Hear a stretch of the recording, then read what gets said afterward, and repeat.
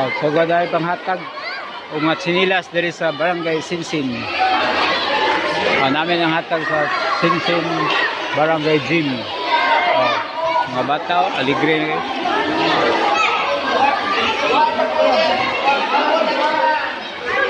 Sponsored by SP Espares, Consejal Francis Espares. O mga staff. Sir Alvin Troya, Ma'am Donabel Roku, Bridget Espares Ku, Hanilet Lamido, Albert Monterola, o si